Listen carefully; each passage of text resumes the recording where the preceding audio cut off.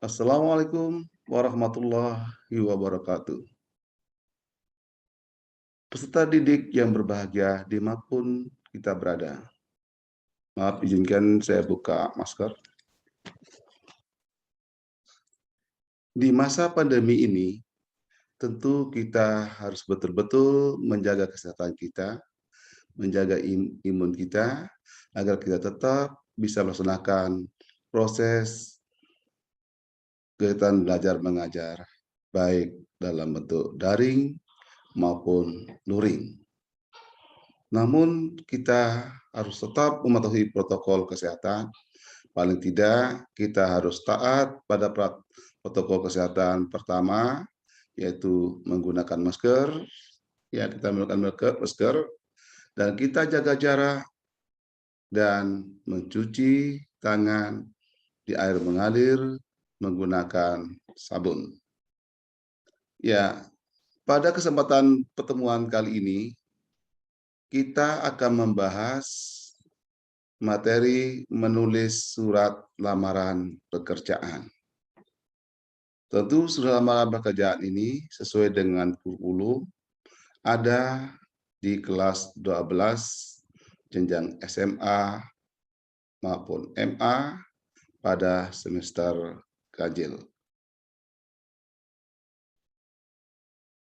Baik, peserta yang berbahagia, sebelum kita beranjak pada materi selanjutnya, perlu kita ketahui bahwa kompetensi dasar yang harus kita pahami dan kita pelajari dengan seksama adalah ada 2 KD, termasuk 3 indikator pencapaian kompetensi. KD pertama, mengidentifikasi isi dan sistematika surat lamaran pekerjaan yang dibaca. Kedua, menyajikan simpulan, sistematika, dan unsur-unsur isi surat lamaran pekerjaan dalam bentuk visual. Nah, dari KD ini tentu akan kita jabarkan materi-materi yang dianggap esensial. Tentunya materi yang bisa membantu peserta didik dalam membekali diri sejak dini dalam usaha untuk mencari pekerjaan yang layak menggunakan surat lamaran pekerjaan. Dari materi apa yang dipaparkan dalam KD tadi, tentu dapat kita simpulkan ada 5 hal yang ada di dalamnya. Pertama, peserta didik harus kompeten di dalam melakukan identifikasi surat lamaran pekerjaan. Dalam surat lamaran pekerjaan tersebut, tentu unsur-unsur yang ada di dalamnya itulah yang kita coba untuk mencarinya, menemukan unsur-unsur dalam surat lamaran pekerjaan, baik contoh surat lamaran pekerjaan yang ada di buku paket maupun di koran atau di media sosial lainnya. Tentu 6 hal inilah yang menjadi kunci pokok yang akan kita bahas, termasuk bagaimana isi surat lamaran pekerjaan tersebut, sistematikanya, penggunaan bahasa Indonesia yang baik dan benar, termasuk ejaannya, dan bagaimana menggunakan kalimat efektif dan memenuhi lampiran sesuai dengan permintaan dari sumber lowongan pekerjaan yang dilamar. Peserta didik yang berbahagia, yang kita bahas pada kesempatan ini adalah pertama, ya, pengertian surat lamaran pekerjaan itu sendiri. Kedua, format atau struktur surat lamaran pekerjaan. Ketiga, kita akan menyajikan contoh surat lamaran pekerjaan. Tentu contoh ini nanti akan diakomodir dalam setiap unsur-unsur yang ada. Setiap unsur yang ada akan diberikan contoh-contohnya. Dari contoh-contoh cara penulisan dan posisi penempatan unsur-unsur itu akan tertuang dalam format sehingga peserta didik nanti akan lebih mudah untuk melakukan adopsi. Mengingat dalam menulis surat lamaran pekerjaan, tentu kita harus menggunakan sistem ATM. Pertama, kita amati surat lamaran pekerjaan itu. Kedua, kita tiru. Dan ketiga, tentu apa yang tiru itu kita modifikasi sesuai dengan kebutuhan kita. Baik peserta didik yang berbahagia, berbicara mengenai pengertian, ya tidak ada patokan yang baku memberikan konsep pengertian surat lamaran pekerjaan itu.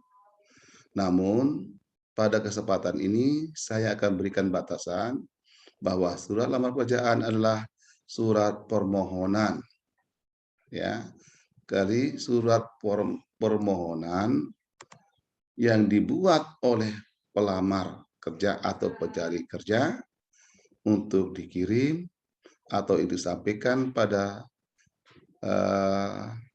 badan usaha atau instansi atau lembaga guna mendapatkan pekerjaan atau jabatan yang layak sesuai dengan kompetensi masing-masing.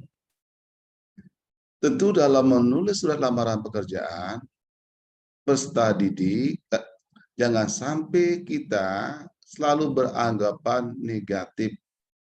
Artinya, kita jangan sekali-kali terbawa oleh calo yang memberikan iming-imingan untuk bisa diterima di dalam suatu instansi atau perusahaan, baik sebagai ASN maupun karyawan swasta. Kita harus betul-betul mengedepankan kompetensi diri kita, bahwa kita itu bisa, bahwa kita itu hebat. Karena di dalam nilai-nilai integritas, perlu kita mengedepankan nilai kejujuran. Kejujuran, kemandirian sangat penting kita miliki sebagai bekal kita agar pekerjaan yang kita lamar betul-betul sesuai dengan kompetensi masing-masing, bukan dipaksakan, tidak bisa, tapi kita bisa masuk karena menggunakan istilah sogoh atau suap. Hilangkan predikat karakter seperti itu, karena bangsa ini tidak kekurangan orang pintar, tapi kita kekurangan orang jujur. Untuk itu, jangan sekali-kali kita ya dibawa arus oleh imingan calo atau seorang yang mencari kepentingan sendiri, ya kita rela mengorbankan harta benda kita untuk mendapatkan pekerjaan, namun di akhirnya kita ditipu. Mari kita mencari pekerjaan yang betul-betul berdasarkan kompetensi kita. Hindari sogok dan suap itu sendiri, karena hal ini sangat tidak baik, kurang etis, kurang bermartabat sebagai anak bangsa. Baik peserta didik yang berbahagia, ada dua hal yang perlu diperhatikan dalam menulis surat lamaran pekerjaan. Pertama, surat lamaran pekerjaan itu sendiri, dan kedua, daftar riwayat hidup. Surat lamaran pekerjaan berarti kita akan menyampaikan, mengungkapkan keinginan kita untuk mendapatkan suatu pekerjaan yang layak, menyenangkan, dan mampu memberikan nafkah kehidupan bagi keluarga kita dengan penuh tanggung jawab. Nah, mengenai daftar riwayat hidup atau kurikulum vitae, tentu kita akan lampirkan hal ini jika diminta. Mengapa demikian? Tujuannya adalah sebagai bahan pertimbangan. Ya, daftar riwayat hidup ini adalah sebagai bahan pertimbangan atau sebagai promosi diri kita. bahwa kita memiliki nilai jual, bahwa kita memiliki pengalaman, ya, baik pengalaman dalam melakukan suatu pekerjaan yang sifatnya honorer tempat semula, namun kita ingin mencari pekerjaan yang lebih menyenangkan.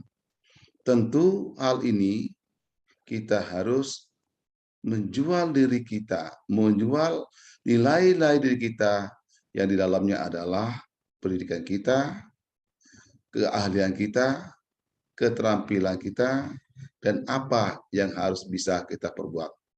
Semua itu kita gambarkan dalam daftar riwayat hidup sebagai bahan pertimbangan. Peserta didik yang berbahagia, Bapak Ibu Guru dimanapun berada, kita masuk ke format surat lamaran pekerjaan. Peserta didik dapat dengan jelas memperhatikan format surat lamaran pekerjaan yang ada di layar kaca di video ini. Tentu di dalam menulis surat lamaran pekerjaan, peserta didik harus menggunakan kertas double folio yang berkualitas dan tinta hitam yang berkualitas. Mengapa demikian? Karena kita ingin menampilkan yang terbaik sebagai bentuk atau potret karakter diri kita di suatu perusahaan atau di lembaga atau instansi. Nah, pada layar kaca yang peserta didik saksikan bersama, di nomor 1, ya paling atas kanan, merupakan unsur pertama yang harus ditulis, yaitu di mana peserta didik berada dan tanggal berapa menulis surat lamaran pekerjaan itu. Nah, antara 1 dan 2 tanpa jarak. Ya, sekali lagi tanpa jarak. Posisi 2 itu berada di sisi kiri. Jangan terlalu pinggir dan berisikan lampiran dan perihal.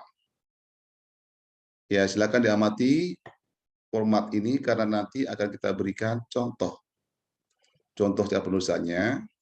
Antara nomor 2, unsur 2 ke 3, jarak 1 baris kertas double folio, antara 3 dan 4 jarak 2 baris.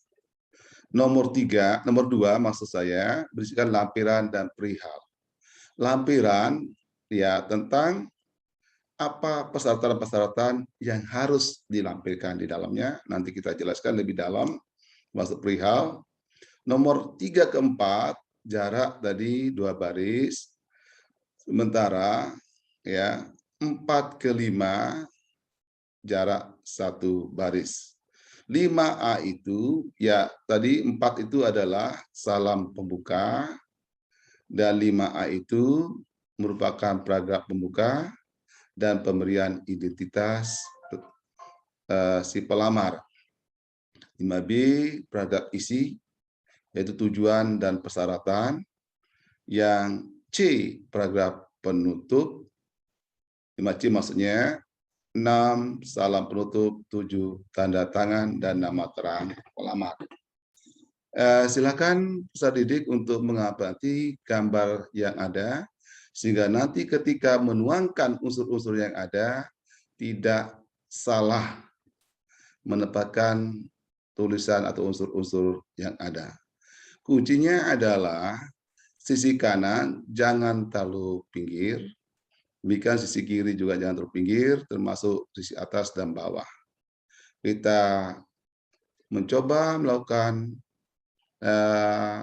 menggunakan garis sisi kertas itu, paling tidak nomor titik 2-nya situ ditarik ke bawah, demikian yang di sisi kanan. Ya, paling tidak 1,5 titik yang ada.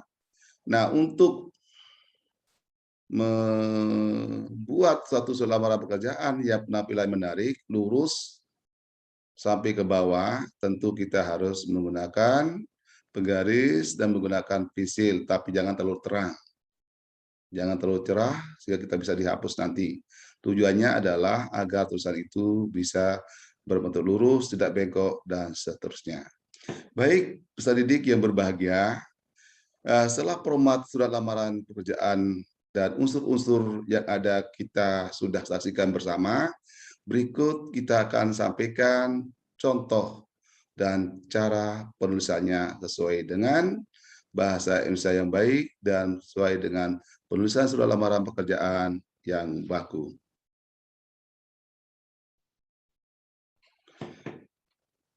Nah, unsur-unsur pertama tadi tempat dan tanggal pembuatan surat. Tempat dan tanggal pembuatan surat ditempatkan di pojok kanan atas tanpa titik. Di depan nama tempat dibubuhi tanda baca koma. Ingat, tanda baca koma dan nama tempat dan bulan tentu menggunakan huruf kapital. Karena nama tempat, nama bulan harus menggunakan huruf kapital pada awal kata. Nama bulan tidak boleh menggunakan angka, tapi harus menggunakan huruf. Seperti contoh berikut. Misalnya, peserta didik menulis surat lamaran pekerjaan, tempat tinggalnya di Kota Praia. Nah, Praia tentu nama tempat menggunakan huruf kapital pada awal katanya, setelah itu diberi tanda baca koma. Tanda baca koma itu tidak dispasi, tapi melekat dekat A. Angka 3, tanggal 3 itu 3 Agustus. Ya, tanggal 3 Agustus itu bulan tentu huruf A di awalnya, dan tahun menggunakan angka. Di akhir tahun 2020 tidak ada tanda apapun. Ya, semoga peserta didik memahami atau bisa mencermati contoh-contoh yang ada. Dan unsur kedua, lampiran dan perihal.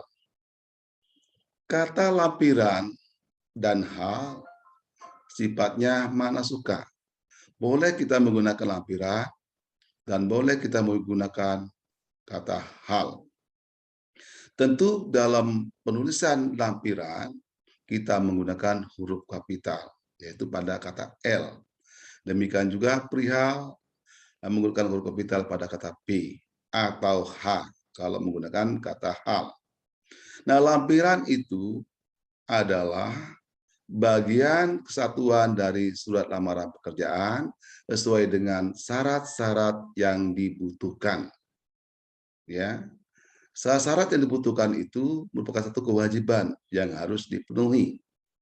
Namun, persyaratan lain boleh dilampirkan apabila memiliki korelasi. Misalnya, peserta didik nanti tamat di Universitas Mataram, misalnya pendidikan bahasa Indonesia atau FIP, atau pendidikan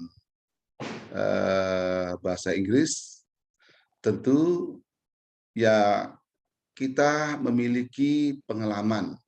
Misalnya mendapatkan juara 1 tingkat nasional debat bahasa Inggris. Itu bisa dilampirkan, tetapi jika tidak relevan seperti pernah mendapat juara 1 tingkat internasional lomba tarik tambang, itu tidak relevan. Nah, lampiran-lampiran itu tentu harus kita tambahkan jika lampiran itu memiliki relevansi dengan latar belakang atau kualifikasi pendidikan yang kita miliki. Cara penulisannya adalah di sisi kiri lampiran, titik 2, satu gabung. Kita menggunakan satu gabung, satu berkas atau satu eksemplar, tidak menggunakan 10 lembar.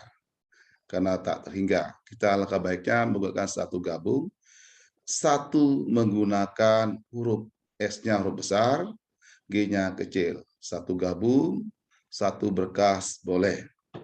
Perihal. Nah, perihal apa yang akan diminati? Misalnya, kantor Kementerian Agama Republik Indonesia membuka lowongan pekerjaan sebagai ASN. Ketika itu, pendidikan bahasa Inggris dicari 10 orang jenjang Senawiyah, 5 orang jenjang SMA. Tentu kita harus memiliki kepastian berdasarkan keyakinan kita, berdasarkan pertimbangan hati nurani kita, kira-kira saya cocoknya sebagai guru jenjang SMA, MA, atau Senawiyah. Ya, tentu semua itu ada di tangan peserta didik. Pada contoh ini, peserta didik memilih sebagai guru di SMA, ya, bukan di SMP, tapi di SMA. Sehingga contohnya adalah perihal lamaran pekerjaan sebagai calon aparatur sipil negara daerah tenaga pendidik mata pelajaran bahasa Inggris untuk SMA. Karena ASN daerah istilahnya ASND. Tapi kalau ASN pusat seperti Kementerian Agama tidak ada D-nya. Ya, berarti calon aparatur sipil negara. Ya, tenaga pendidik mata pelajaran bahasa Inggris untuk MA. Nah, ini contoh-contohnya. Sehingga dari contoh yang ada, tinggal nanti peserta didik cukup melakukan modifikasi. Baik, kita masuk ke unsur ketiga. Unsur ketiga adalah alamat surat. Ya, kemana surat lamaran itu akan ditujukan? Ya, sekali lagi, surat lamaran pekerjaan itu ditujukan kepada siapa?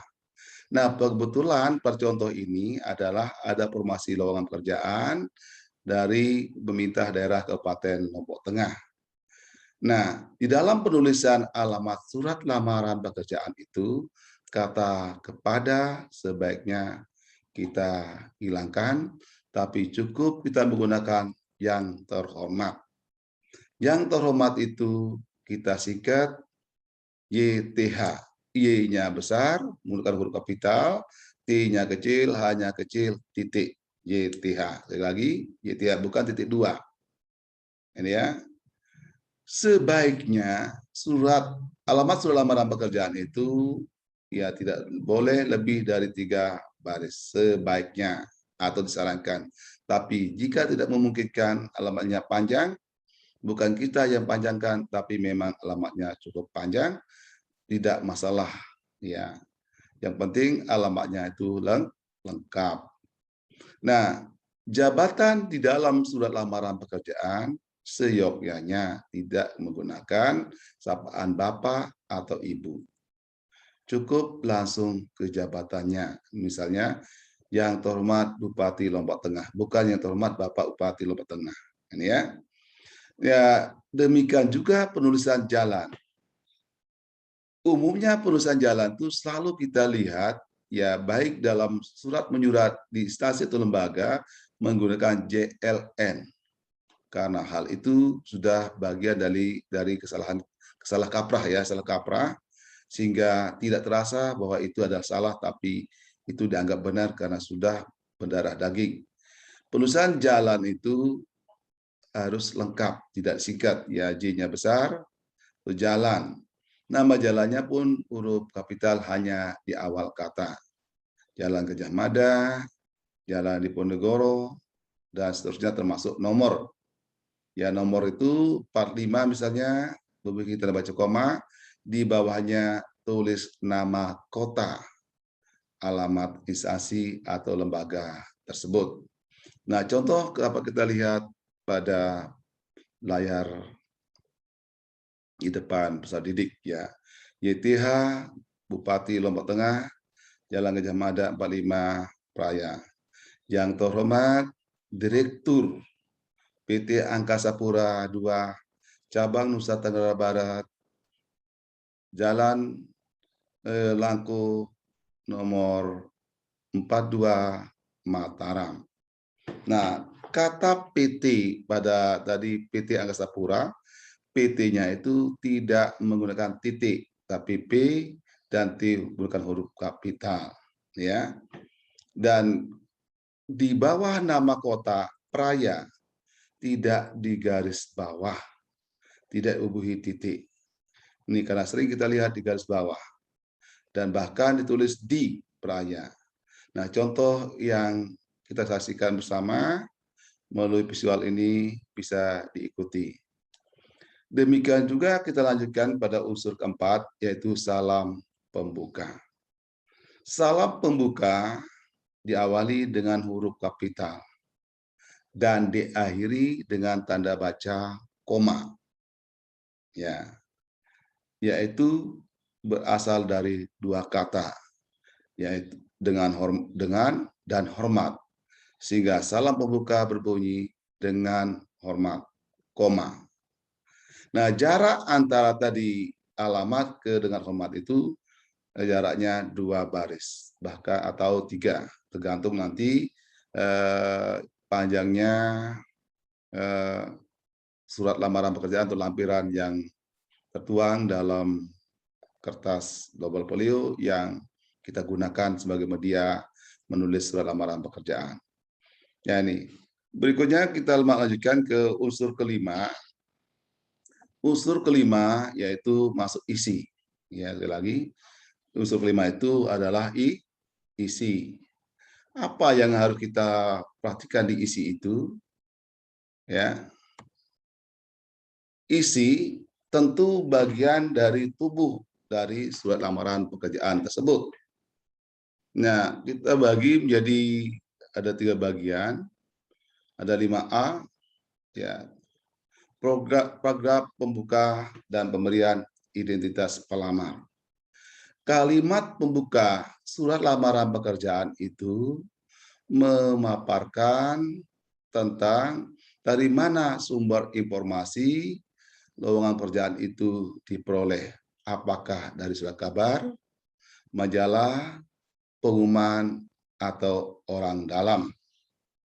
Sehingga dalam surat lamaran pekerjaan itu dapat kita bedakan ada 3 jenisnya.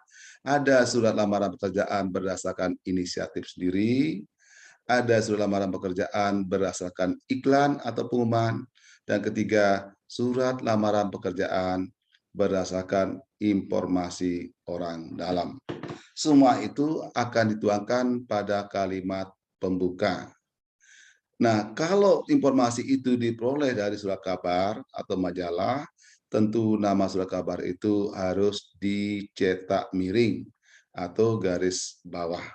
Ya, kalau cetak miring atau garis bawah. Dan yang perlu diperhatikan juga tanggal berapa informasi itu diperoleh.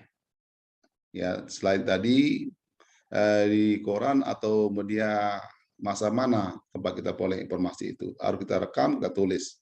Nah, ini harus kita betul-betul memperhatikan hal tersebut.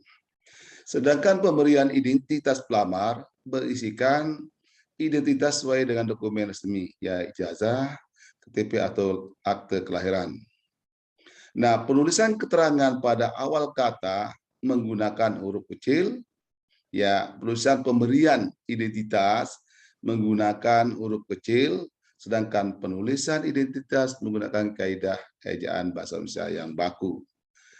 Yang dimaksud hal tersebut adalah misalnya kata nama, tempat tanggal lahir, jenis kelamin, agama, pendidikan terakhir, alamat, semua menggunakan huruf kecil di awalnya. Sedangkan identitasnya, ya tentu kita menggunakan kaidah ejaan bahasa Indonesia yang benar. Nah, contoh paragraf pembuka, ya, sehubungan dengan pengumuman Bapak Bupati Lombok Tengah. Ya, sekali lagi, sehubungan dengan pengumuman Bapak Bupati Lombok Tengah nomor 402.3/LT/08 garing 2020 tanggal 5 Agustus 2020. Berarti informasi lowongan pekerjaan ini diperoleh dari pengumuman Bapak Bupati tanggal 5 Agustus dan seterusnya semua dicantum di situ. Dan lowongan apa yang diinformasikan dalam pengumuman itu? Tentu ada lowongan pekerjaan sebagai tenaga pendidik dan administrasi perkantoran. Tahun berapa? Tahun anggaran 2020. Semua itu dituangkan di dalamnya dalam paragraf pembuka. Nah, paragraf pembuka tidak mestinya kita awali dengan sehubungan dengan, tapi bisa kita memulai dengan berdasarkan pengumuman Bapak Bupati dan seterusnya, atau membaca pengumuman Bapak Bupati dan seterusnya. Dan contoh lain adalah berdasarkan iklan di harian Lombok Pos tanggal 5 Juli 2021 dan seterusnya. Sehubungan dengan iklan di harian Lombok Pos, membaca surat kabar harian Mandalika Lombok dan seterusnya. Kita awali dengan kalimat-kalimat yang itu tidak menjadi persoalan. Yang penting kuncinya adalah bagaimana kita mengemas surat lamaran pekerjaan dengan menggunakan kalimat yang efektif, tidak rancu, dan dipahami. Nah, contoh yang dapat disaksikan tadi nama, tentu nama sesuai dengan identitas masing-masing. Yang menjadi persoalan kita adalah bagaimana kita menulis gelar. Ada singkatan di belakang nama, bisa menyangkut singkatan marga, juga bisa singkatan gelar akademik. Untuk membedakan gelar akademik tentu harus memiliki tanda baca koma di belakang nama itu. Misalnya Muhammad Saleh spasi MS-nya yang besar, bukan kita menggunakan huruf besar semua, tapi cukup menggunakan huruf kapital hanya pada awal. S sejana besar, P besar, D kecil, sejana pendidikan. Demikian juga dengan SH, S besar, titik, H besar, titik. Demikian juga dengan SE, S besar, titik, E besar, titik. Demikian juga dengan SPT, S besar, P besar, T kecil, titik, jana peternakan. Nah, bagaimana dengan jika pelamar itu memiliki gelar lebih? Ya, kita cukup menambah S titik, P besar, D titik, koma, M titik, P besar, D kecil, MPD, dan seterusnya. Nah, tempat tanggal lahir sama dengan menulis tempat tanggal pembuatan surat, sama ya. Seperti apa yang saya jelaskan tadi, jenis kelamin kita menggunakan kata pria, bukan laki-laki. Kata wanita, bukan perempuan. Mengapa demikian? Karena kata pria dan wanita memiliki tingkat dewasa yang tinggi, ya, untuk menghargai martabat seseorang. Beda dengan perempuan, ada perempuan malam, perempuan jalan, demikian laki hidung belang dan sebagainya. Nah, ini kalau dalam istilah kebahasaan namanya makna amelioratif. Sebaliknya makna peoratif, ya, perempuan. Agama ya tentu rupanya Islam. Ya, bagi umat Islam ya menggunakan huruf kapital. Pendidikan terakhir silakan isi, kalau S1 pendidikan bahasa Inggris silakan ya. Alamat, nah alamat ini sangat penting bagi kita jika tempat tinggal kita itu adalah di pelosok ya, ya ada kardusnya ya, ada desa, bahkan di bawah kardus itu ada lagi gubuknya dan sebagainya. Harus kita bubuhkan tanda koma di antara rentetan nama tempat itu. Misalnya lingkungan Serengat Utara ya. RT 02, ini Kelurahan Prapen.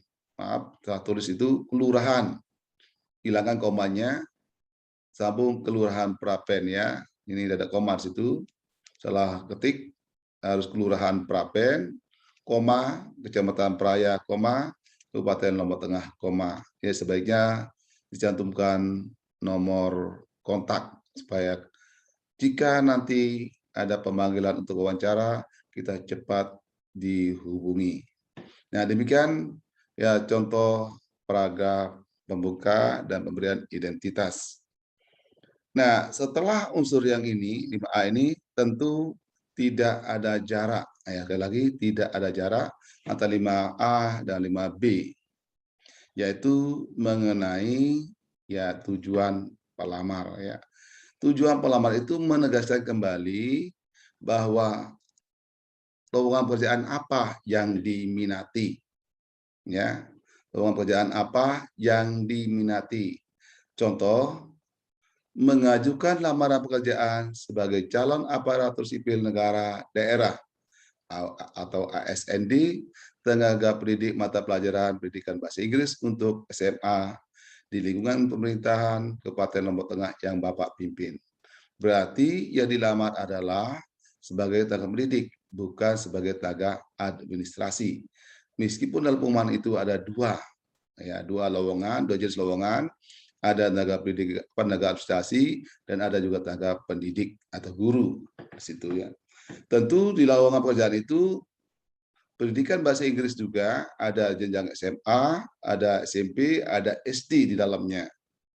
Ya, tapi keputusan itu ada di tangan pelamar sendiri karena yang diminati adalah ingin mengajar di jenjang SMA. Nah, kita perhatikan semua penggunaan huruf kecil dan besar dalam tulisan lamaran pekerjaan tersebut. Nah, setelah tujuan pelamar tadi, tentu kita akhiri dengan titik. Ya, misalnya yang Bapak pimpin, titik B-nya huruf kapital karena kata sapaan. Ya, setelah dalam format penulisan surat lamaran pekerjaan harus jarak satu baris, ya tujuan pelamar tadi dengan persyaratan jarak satu baris. Nah, di dalam persyaratan itu tentu kita harus memenuhi ya persyaratan yang ada. Tidak boleh kita mengabaikan satu atau dua persyaratan yang ada. Seperti yang kita jelaskan tadi, kita harus penuhi berarti 5 persyaratan, boleh kita tambah 1 atau 2, 3, tetapi sangat relevan dengan lowongan pekerjaan yang dilamar. Ya, contohnya sebagai bahan pertimbangan, saya melampirkan titik 2. 1. Fotokopi ijazah sarjana sebanyak 2 lembar, diakhiri dengan titik koma. Fotokopi di awal menggunakan huruf kecil, foto dan kopi digabungkan, tidak dipisahkan. Lebih lagi fotokopi. Yang benar dalam perusahaan bahasa Indonesia adalah fotokopi. Demikian juga kata ijazah itu salah, tidak baku. Yang benar adalah ijazah. Kedua, fotokopi. Fotokopi masih menggunakan huruf kecil, masih gabung. Transkrip lain sebanyak 2 lembar. 2 lembar itu sesuai dengan pengumuman. 1 lembar dilampirkan nanti kita tidak lulus administrasi. Diakhiri titik koma. Ketiga, fotokopi kartu tanda kependudukan atau KTP sebanyak 3 lembar, titik koma. 4, surat keterangan catatan dari kepolisian SKCK. Kenapa S-nya huruf besar? Karena tadi SKCK ini adalah aslinya dan nama surat keterangan itu, sehingga singkatan SKCK mau tidak mau kita menggunakan huruf kapital di awalnya. Dan nomor 5, pas foto. Kata pas dan foto tentu harus digabungkan tulisannya menggunakan huruf kecil ya, pas dan foto. Pas foto sekali lagi tidak dipisahkan tapi digabungkan. Pas foto 4x6 cm sebanyak 5 lembar. Dan di akhir persyaratan itu tentu diakhiri dengan titik. Syarat terakhirnya harus diakhiri dengan tanda titik. Syarat yang lain itu diakhiri dengan titik koma. Baik, bisa didik dimanapun berada, semoga apa yang saya sampaikan ini betul-betul dapat dicermati dan baik untuk kebaikan kita bersama. Persyaratan paragraf penutup, 5C, paragraf penutup. Tadi jarak satu baris. 5A itu, persyaratan itu ke 5C, jarak satu baris dalam double folio-nya. Paragraf penutup berisikan kalimat singkat dan efektif yang berisikan keseriusan pelamar kepada instansi yang dituju. Akan tetapi, jangan sekali pelamar itu memelas, memohon, bahkan memuji. Contohnya, atas perkenan Bapak, Sebelum dan sesudahnya, terlebih dahulu saya mengaturkan beribu-ribu banyak terima kasih. Semoga Bapak sekeluarga dalam keadaan sehat walafiat. Mohon kiranya saya diterima. Inilah kalimat yang mubazir.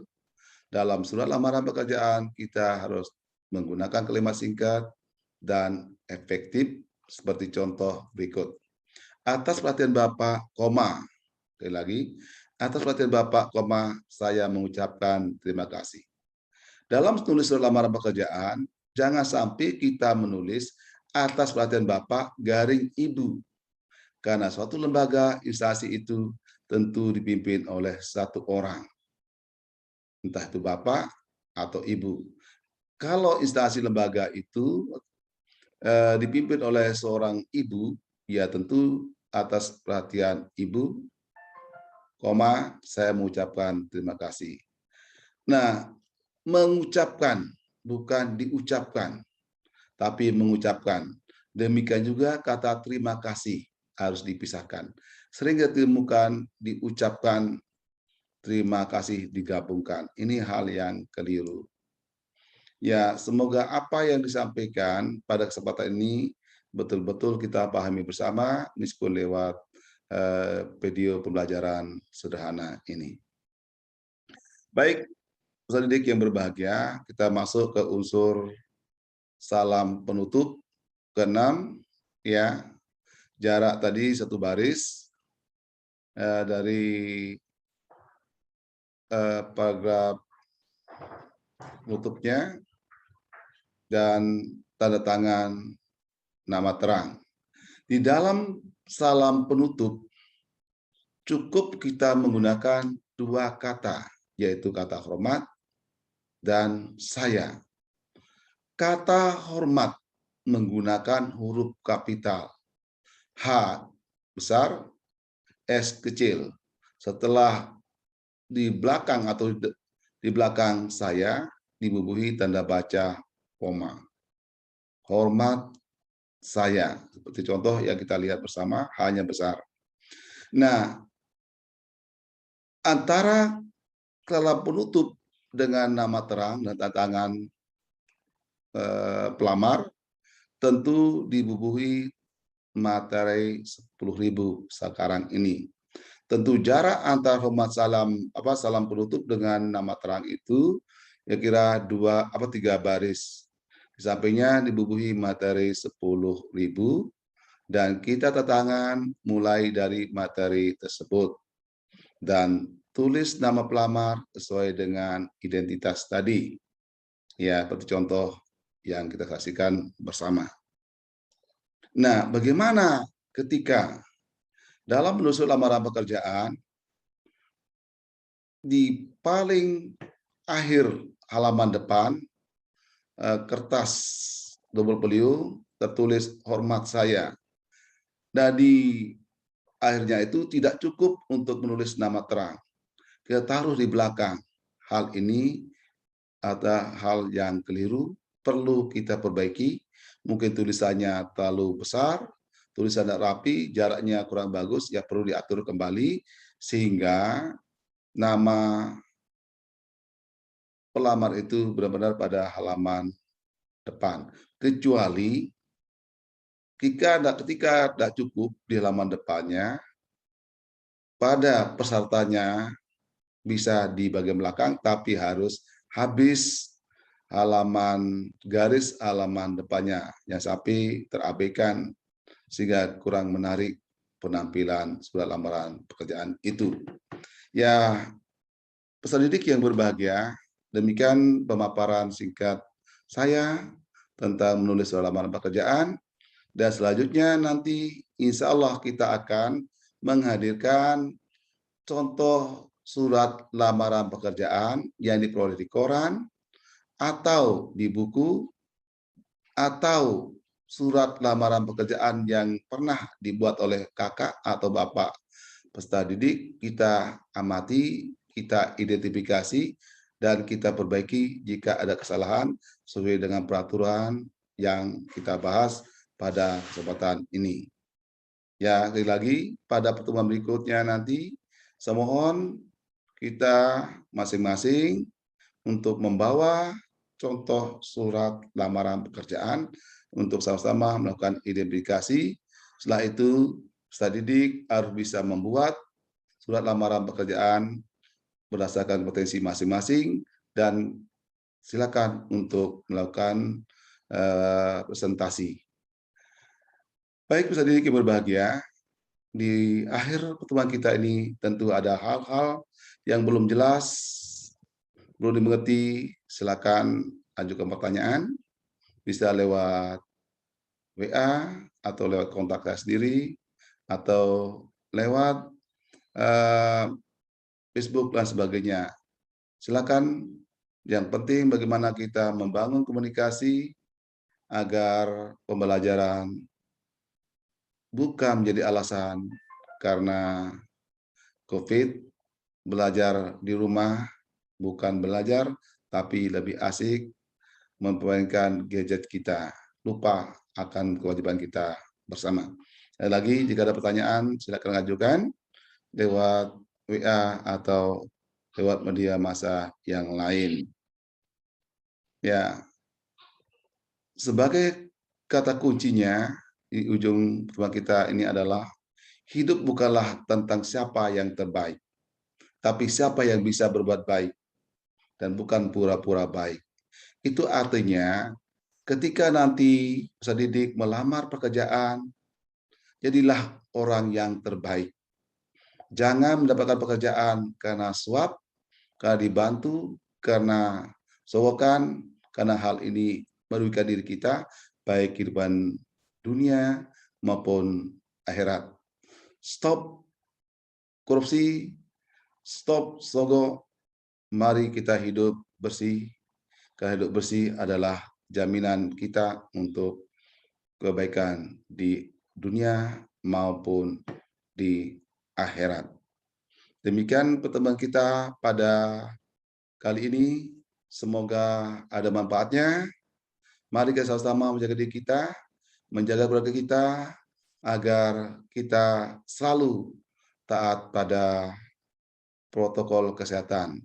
Ya, menggunakan masker, jaga jarak, cuci tangan dengan air bersih yang mengalir, dan menggunakan sabun. Terima kasih, sampai jumpa. Salam integritas. Negeri maju bukan karena pintar, tapi jujurnya. Belajar mandiri sebuah kebutuhan kita masing-masing. Demikian, terima kasih. Wabillahi taufiq wal hidayah. Assalamualaikum warahmatullahi wabarakatuh.